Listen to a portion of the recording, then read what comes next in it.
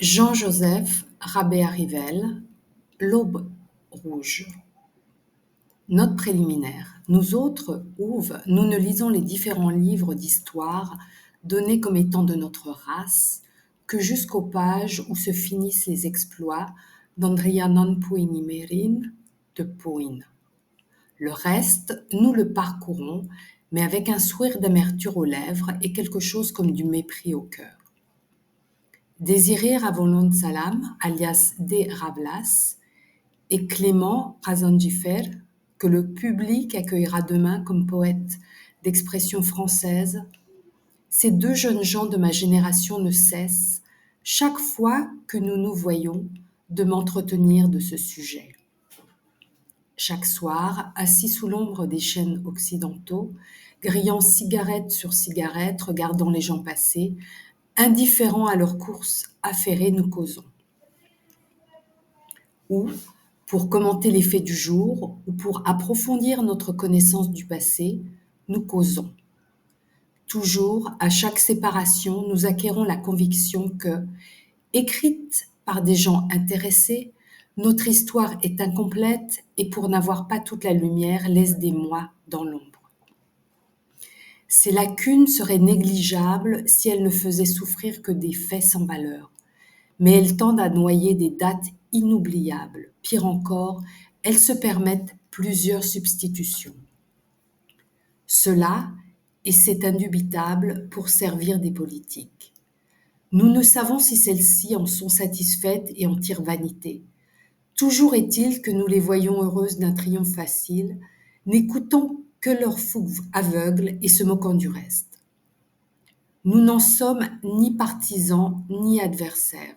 Cette neutralité nous donne la faculté de tout constater à loisir.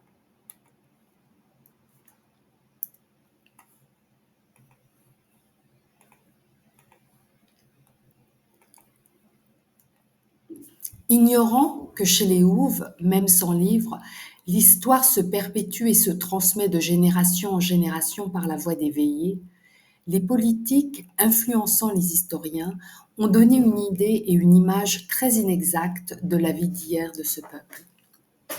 Un ennemi est un ennemi, si grand, si noble qu'il soit, même s'il est mort.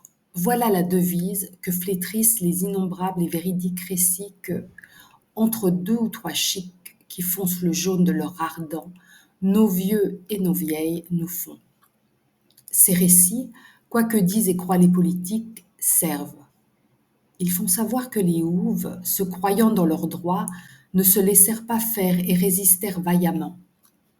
Il faut savoir aussi que les Français ne réussirent pas d'un coup à écraser l'ennemi. Aux uns comme aux autres, ils rendent honneur. Les premiers, comme eût voulu de Bonald, ont fait une guerre défensive. Les derniers, écoutant Corneille, ont tenu à vaincre avec péril pour ne pas triompher sans gloire. Et comme ménager autrement, la chèvre et le chou. Rions. Tout ce livre a été puisé dans ces récits. Dans son essence, tout y est donc historique, exception faite des pages consacrées à Rangala.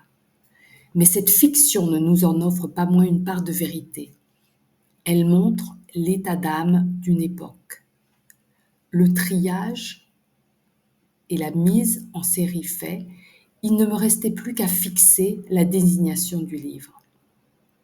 J'hésitais longtemps devant diverses étiquettes, histoire, Michelet, Cocteau, Kurmanski, épopée, fresque, conte, nouvelle, chronique, roman, sotie, en un enchevêtrement embarrassant, ces différentes dénominations s'offrirent à mon choix.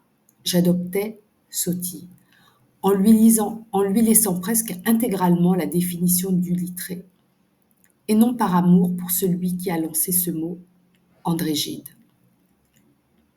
Enfin maintenant, je suis sûre que les politiques séviront encore.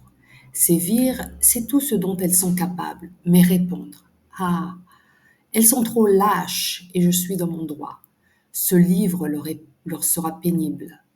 Elles se refuseront à croire que, écrit par quelqu'un qui doit tout à la France et s'en réclame, il n'a d'autre but que celui de les guérir. Oui, les guérir et les rappeler à la vérité. La vérité, ah oui, la vérité, la défendre, n'est-ce pas, le plus pur orgueil dont se puisse honorer un Français. Mais les politiques ont contracté une cécité humanitaire qui ne flatte pas leur bassesse, ne favorise pas leur esprit de lucre et de matière. Celui-là est tout désigné à leur implacable persécution. Pour avoir méprisé ce danger, Mahatma Gandhi a connu la prison anglaise. Marcus Garvey pâtit en Amérique, et Jean Raleigh Mongo souffre encore, à l'heure où j'écris, dans un cachot de Madagascar. Et il y en a d'autres et d'autres, partout où, avec leurs flots ravageurs, ont passé les politiques. Et quelle politique? Au juste, qui saura le dire? Mais ne sont-ce pas la haine, la sottise, la lésine et du plus haut type, la barbarie?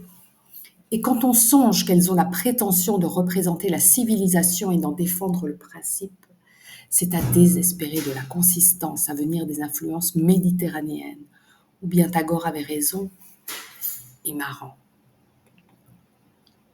Cette barbarie en plein XXe siècle, il faut la civiliser. Si on y réussit la France, on sera la première heureuse. La France en recouvrera son entité, la justice. Ce triomphe, je le souhaite à ma mère. Je me battrai avec elle pour qu'elle y arrive. Mais la lutte sera dure. Témoin, l'accueil qu'on réservera à cet ouvrage. Comme Baudelaire, au seuil d'un livre condamné, ne puis-je pas te dire, lecteur, plains-moi, sinon je te maudis. Ah, sache, lecteur, que cette apostrophe que je te lance vient de toute une race, maintenant française. Antananarivo, le 5 à Surotagne, 131 de l'an du Grand Roi, 25 juillet 1925.